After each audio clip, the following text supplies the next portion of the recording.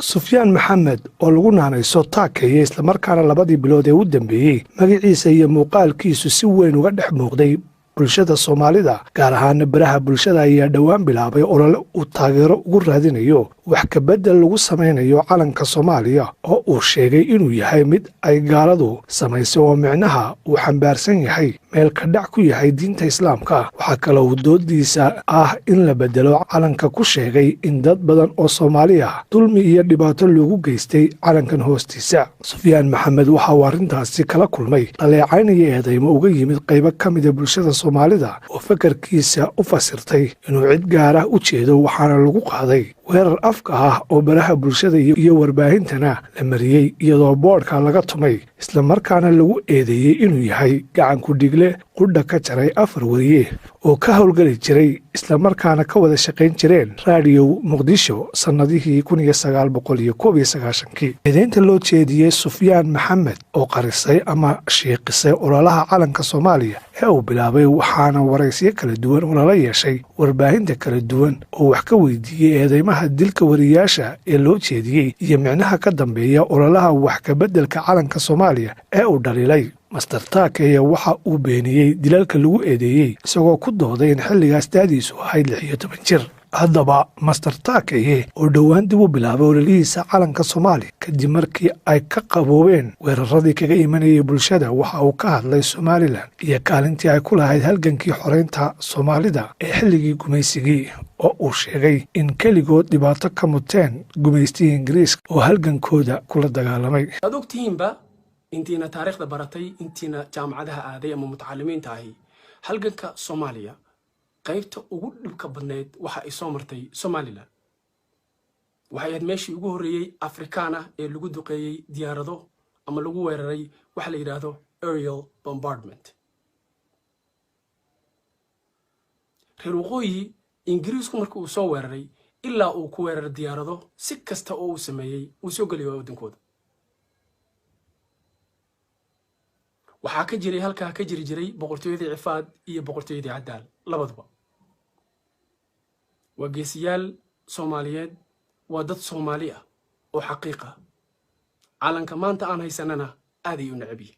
Master Sufyaan Taakeeye waxa uu ku dooday in shacabka Somaliland dhibaato loogu geystay calanka Soomaaliya, sidaa awgeedna haddii ay Muqdisho rajo ka qabto Hargeysa oo mar kale midow dhex maro ay markaa waajib tahay in la bedelo calanka Soomaaliya.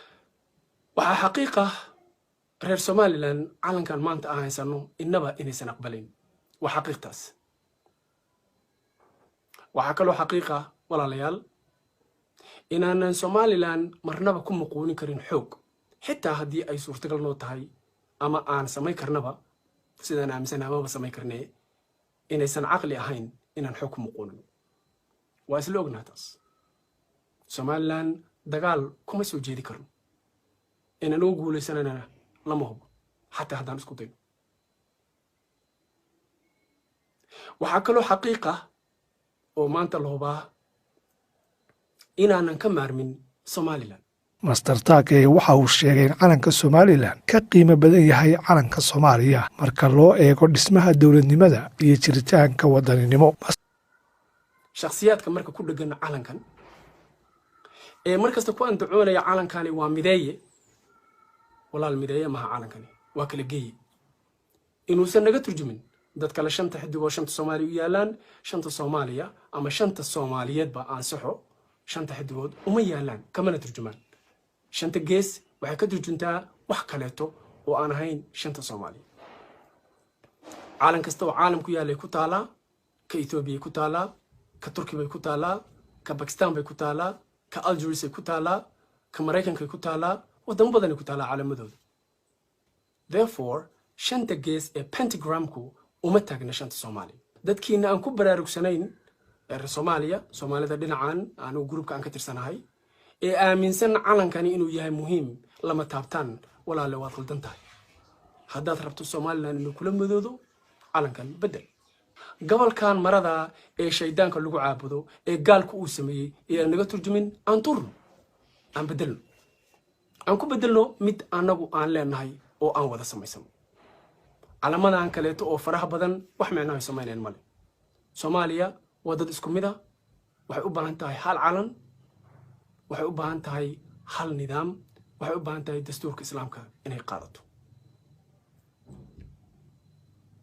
waxaan rabaa walaalayaal inaad ku baraarugtaan wadaninimadu ma aha inaad shay gaal uu kuu sameeyey oo lagu baray inaad ku dhaganaato ma aha.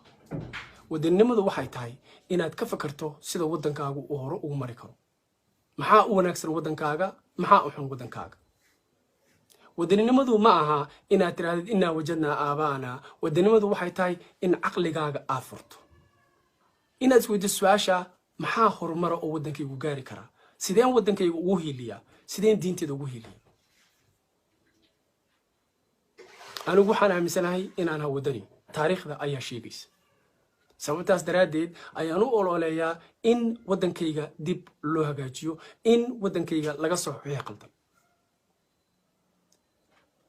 haddii aanan ahayn wadani, maalintii gacanta la ii soo geliyey inaan iibsado diintayda iyo dalkayga ayaan iibsan lahaa, waana diida maalintaas. maantana dib uga degi maayo. waxaan doonayaa, waxaan codsanayaa, waxaan shacabka Soomaaliyeed kula talinayaa arrintan calanka ah inaadnaan yaraysan.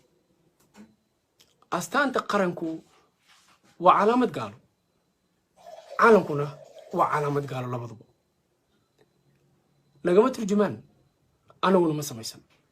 inaan marka kula dagaalanno oo aan ku caraadino oon saka ka gelino oon kula cilowno walaalaheen nagu diin iyo dal iyo dad ah na jecel, annaguna aan jecelnahay, laakiin ayna dhex taalo arrimo u baahan in laga wada hadlo, waa qalad, wax fiican maaha.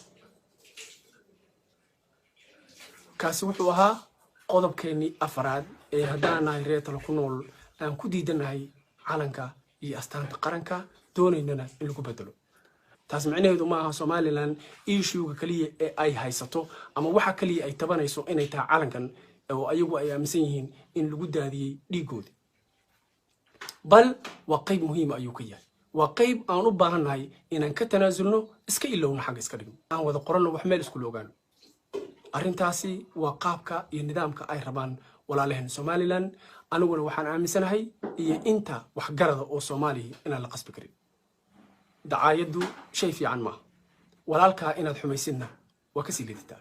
Mr. Takeya oo sida uu horeba u sheegay xilligan ku nool dalka Kenya ayaa markii u horeysay magaciisa la maqlay kadib markii uu baraha bulshada Soomaalida soo dhigay sawir ay ka muuqdaan 5 qof oo 4 ka mid ah dumar yihiin iyo isaga oo dhex taagan, kaasi oo lagu sheegay in 4 dumar ah xaasaskiisa yihiin. arrintan ayaa soo jiidatay bulshada Soomaalida, gaar ahaan saxaafadda iyo shakhsiyaadka baraha bulshada wax ku faaleeya, kuwaas oo waraysiyo muuqaal iyo maqalba iskugu jira kala yeeshay xaaladiisa nololeed iyo tirada xaasaska uu qabo oo sheekadiisa ku yar tahay ama naadir ku tahay bulshada Soomaalida dhexdeeda.